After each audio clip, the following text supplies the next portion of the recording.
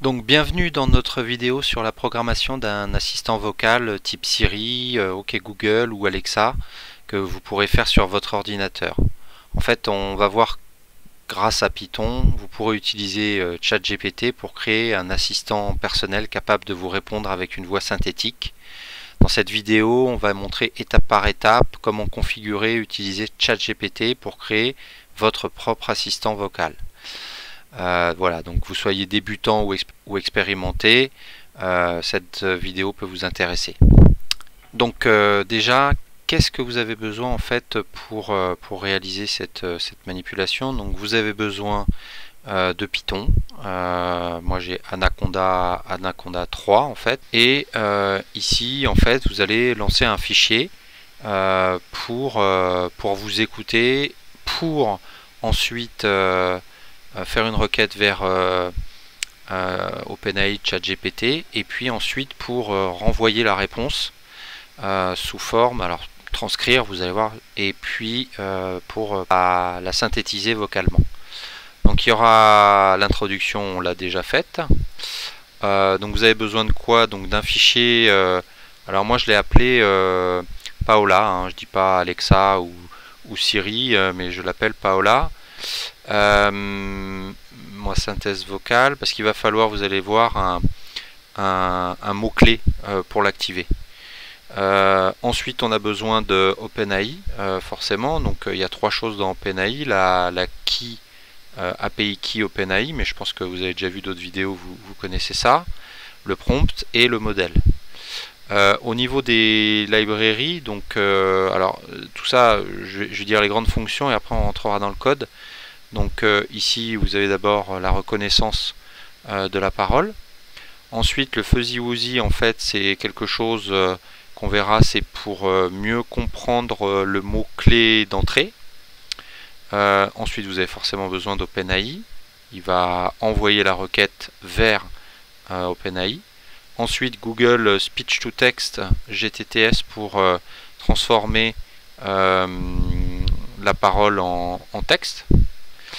D'ailleurs je pense qu'on regardera, mais je crois qu'il est peut-être avant OpenAI, ça me paraîtrait plus logique qu'on synthétise, enfin qu'on parle, que Google transforme en texte, qui soit envoyé à OpenAI, et puis ensuite il va recevoir le fichier d'OpenAI, il va le fragmenter en petits morceaux et en texte.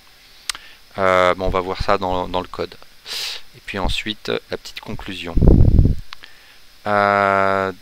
Donc on peut peut-être commencer. Alors le test, je ne sais pas s'il va bien marcher, mais on va essayer. Donc ici on va appeler le programme Python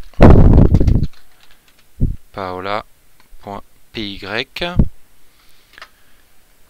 Donc là normalement il va lancer le programme, il attend Paola.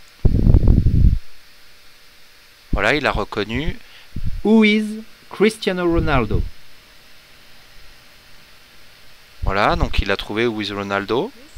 Cristiano Ronaldo is a professional soccer player from Portugal who plays for the Spanish club Real. Et voilà. Alors on reviendra sur le code, ce qu'il a pu générer ici. Donc ici vous avez, on va regarder un peu plus le code maintenant, écrit. Hop. Donc déjà il va falloir importer un certain nombre de librairies, comme je le disais. Donc il y en a une, c'est Speech Recognition, il va reconnaître la parole, celle-là je crois qu'elle n'est pas utilisée. OpenAI, forcément pour se connecter. GTTS, donc ça c'est Google Text to Speech. Ah oui, donc c'est pas Speech to Text, c'est Text to Speech, donc qui sera appelé effectivement après l'importation de la réponse de OpenAI. Ensuite on a du PyDub audio segment, ça c'est pour recomposer les segments de parole. Simple Audio, il est utilisé où? Plutôt à la fin, donc c'est aussi pour la retranscription, pour transformer en audio simple finalement. Et Fuzzy, en fait, comme je le disais, c'est utilisé, on le verra, dans pour adoucir un peu le son.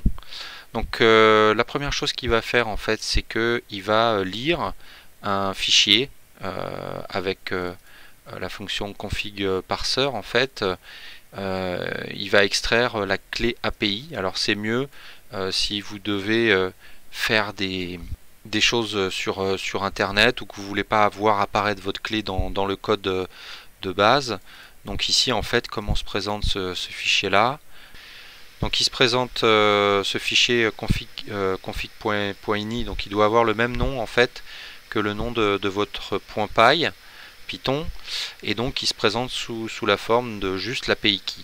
Voilà, vous rentrez votre API. Alors là je l'ai enlevé un peu pour pas mettre les derniers éléments, mais globalement voilà, vous mettez votre API key. Donc il va configurer l'API key, il va ensuite ouvrir le client OpenAI, il va choisir le modèle, donc ici c'est le texte DaVinci 002 pour pas que ça me coûte trop cher. Ensuite il va initialiser le recognizer.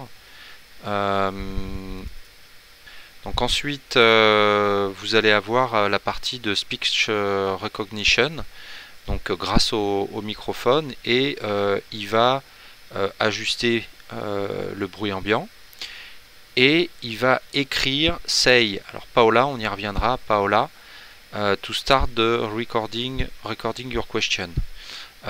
Donc ici ça veut dire qu'il attend, enfin là il écrit déjà, on le voit ici, say Paola pour vous, pour commencer à enregistrer. Et à partir de là, il écoute, listen. Il listen. Et il listen quoi? Donc, il écoute tout ce qu'on dit. Et du coup, ensuite, il va prendre ce qui a été reconnu là par Google, l'audio en fait, et il va écouter si on entend le mot Paola. Et oui d'accord, donc le ratio en fait c'est un ratio signal bruit j'imagine. Donc si jamais il arrive à trouver cette fonction là, s'il arrive à trouver le mot, il va commencer à écouter la question. Sauf que ici vous voyez il a une certaine marge de manœuvre. C'est-à-dire qu'il a reconnu avec une bonne confiance 0,54 moyenne Paola, mais il avait d'autres choses qu'il avait transcrit, Fowler, Bola, Polar, Bolo. Donc ce qu'il va faire, c'est que si jamais il a 5 transcriptions et que Paola par exemple était dans une des autres transcriptions, le fuzzy wuzzy en fait, il va permettre de choisir parmi les 5 quoi. Donc ça donne plus de possibilités. Et vous n'êtes pas bloqué à chaque fois que vous dites, et vous répétez pas Paola, Paola, Paola. Voilà. Donc ensuite, ici il va écrire record your question. Donc après vous allez parler et vous allez dire la question que vous posez. Ou là pareil, il applique le même process. Qui est Cristiano Ronaldo? C'était la question que j'ai posée.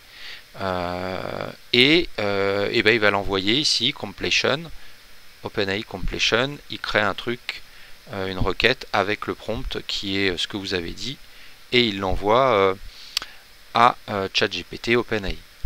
Ensuite il récupère la réponse ici, et ensuite il va utiliser Google Text to Speech pour convertir le texte en un fichier audio. Voilà, donc il va le sauver dans un MP3. Après, parce que ça c'est ce que je me suis rendu compte, c'est qu'il faut le convertir de MP3 à Wave pour pouvoir utiliser cette fonction audio segment. Alors, non, pardon.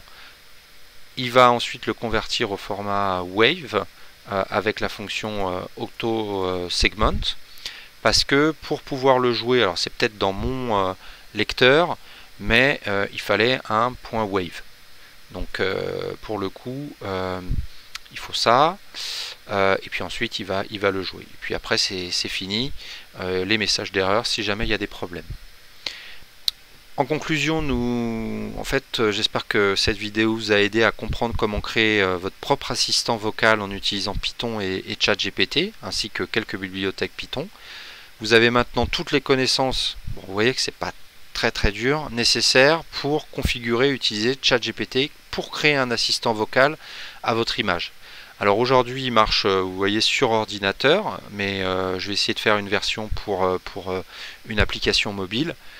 C'est assez pratique à mon avis de pouvoir lui parler et qu'il réponde directement ou qu'il soit même intégré à une conversation avec des amis. Donc il ne faut pas oublier que ça peut être un projet qui est amusant hein, et passionnant. Alors n'hésitez pas à expérimenter et à personnaliser votre assistant selon vos préférences. Et puis vous pouvez faire part de vos réalisations et partager vos idées sur la chaîne. Voilà, merci beaucoup d'avoir regardé cette vidéo. N'oubliez pas de vous abonner. Et puis je mettrai d'autres vidéos sur d'autres thématiques avec ChatGPT. Allez, au revoir.